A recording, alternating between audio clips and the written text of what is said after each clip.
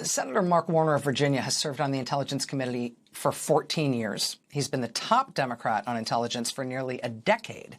And that has put him at the forefront of a lot of really intense matters of national security and international intrigue.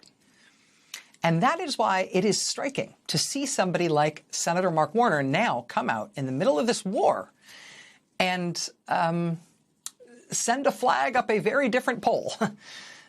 This is the warning that Senator Warner has just hoisted. Quote, Trump is trying to override our voting system.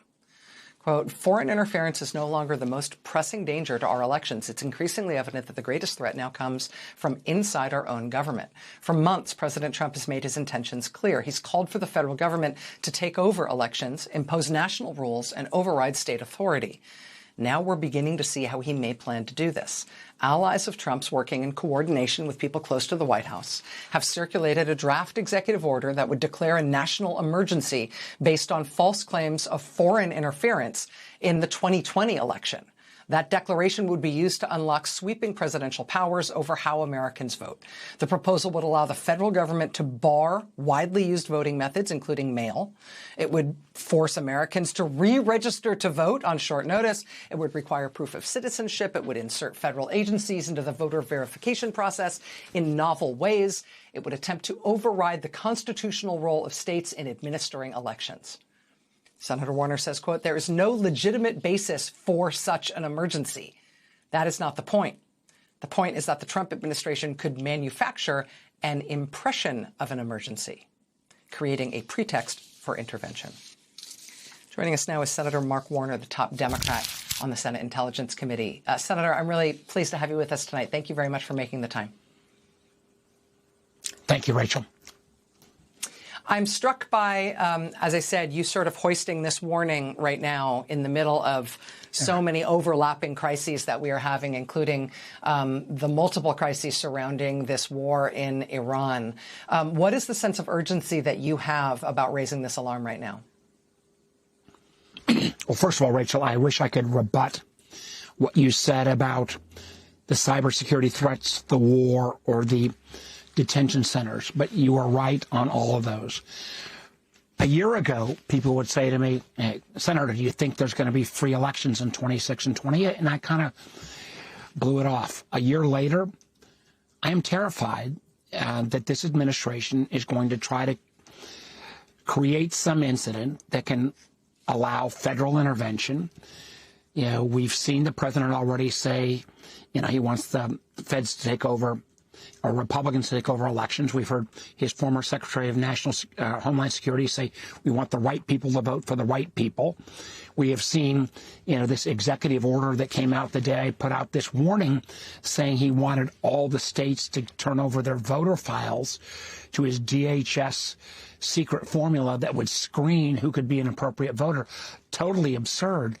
But I am terrified because these policies are so unpopular that this crowd may try to do anything, including intervening in our election with federal forces, troops at the ballot, or disinformation that could actually be catastrophic. Because if we get off the notion of a free and fair election, I don't know how we ever return to that.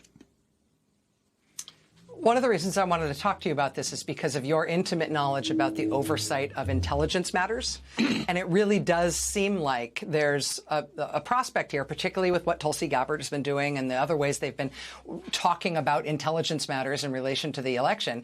It does seem possible that they're going to cite some form of bogus intelligence about some sort of threat, about some sort of pretextual emergency that allows them to take over elections in some extraordinary way. If they misuse intelligence, if they make up some phony, bogus intelligence threat or deliberately misconstrue some piece of intelligence to make that kind of a claim, does the structure of oversight in the intelligence community allow for anybody who knows that it's bogus to actually blow the whistle, to actually say, hey, we know this isn't right? I would hope so. And I believe at the outset, Tulsi Gabbard, who has no role in domestic activities, was down in Fulton County, Georgia, when they seized those ballots. Tulsi Gabbard, who was supposed to be looking at foreign interference, seized voting machines in Puerto Rico illegally, I believe. For the first time in 10 years, this administration has not acknowledged any foreign influence threat, even though they're out there. So the idea they would pick some threat, real or conceived, to use as an excuse, I think we have to be very conscious of. So I've been trying to meet with former military leaders, intelligence leaders, law enforcement, just to say, you know, if you see something that comes out that's a crock, speak up and rebut. And the press, frankly, needs to do it as well. This is about the heart of our democracy, whether it's going to be free and fair elections. If we don't stand up for that, and my fear is, as somebody who has been criticized by you many times for being way too bipartisan, but I've lost a lot of faith that my Republican partners in the Senate will stand up for our basic fair voting and democracy. Senator Mark Warner, the top Democrat on the Senate Intelligence Committee. Sir, I know cable news interviews aren't your favorite thing to do in the world, and I know that I've given you, my share of criticism over the years. But I always appreciate you being willing to be here and the way you're so candid about stuff like this. Thank you so much for being here, sir. Thank you, Rachel. Thank you for speaking out.